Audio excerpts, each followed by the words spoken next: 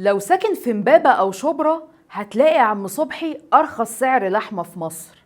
ولو حتى ساكن في أكتوبر أو زايد أو التجمع برضو عم صبحي أحسن لحمة في مصر، لأن محدش عنده الجرأة ينزل سعر اللحمة في الوقت اللي احنا فيه ده غير البركة كلها عم صبحي كابر. لو رحت مول عم صبحي اللي في الساحل شبرا هتلاقي طوابير قدام الجزارة، كل واحد مستني دوره علشان يشتري لحمة في العروض اللي عم صبحي عاملها علشان العيد الكبير.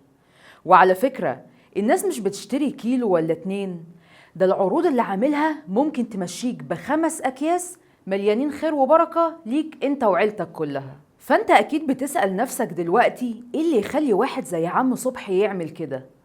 هقولك ببساطة ان الراجل ده زمان ما كانش قادر يشتري حتى ربع كيلو لحمة، فطبيعي يبقى هو اكتر واحد حاسس بالناس، خصوصا بعد ما الدنيا قفلت وبقى في صعوبة في الاكل والشرب.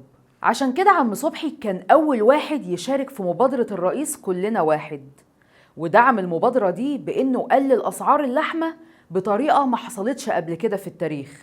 ومش بس كده، ده كمان بيشجع باقي تجار اللحوم انهم يحسوا بالناس شوية ويقللوا الاسعار.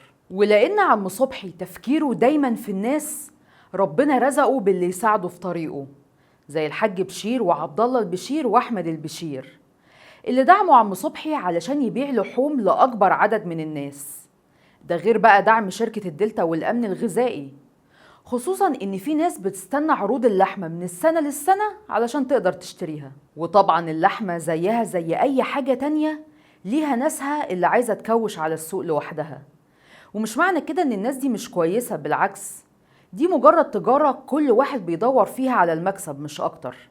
لدرجة ان في ناس حاولت تشتري كل المواشي اللي عند عم صبحي علشان تبيعها باسعار عالية، لكن عم صبحي رفض وصمم يبيعها باسعار قليلة. وعلى فكرة عم صبحي لما فكر في الاول خالص يشتري مزرعة كان عشان يعمل خير ويطلع لحمة لله، مش عشان يجيب مواشي ويبيعها.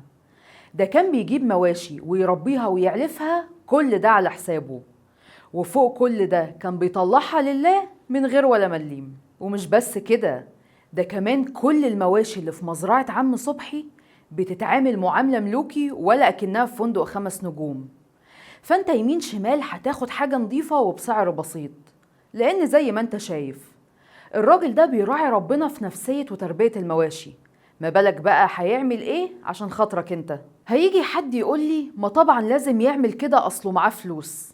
هرد واقولك ما تنساش ان الراجل ده زمان ما كانش معاه حق اكلة في اليوم، يعني كان اولى يفكر في نفسه ويقول انا اتبهدلت في حياتي ومن حقي بقى اتبسط بالفلوس اللي عملتها. عشان كده عم صبحي اختار وهيفضل يختار ان محدش يحس باللي هو حس بيه زمان، ومصمم يسهل الحياة على كل الناس في أي حاجة يقدر يعملها. عشان كده الراجل ده فعلا قدوة، ولازم قصته تتدرس في المدارس والجامعات كمثال عن الخير زي ما قال الكتاب. ودي رسالة مني لكل تاجر ومعلم مغلي تمن اللحمة، مش هيحصل أي حاجة لو حسنا بالناس شوية على الأقل في المناسبات.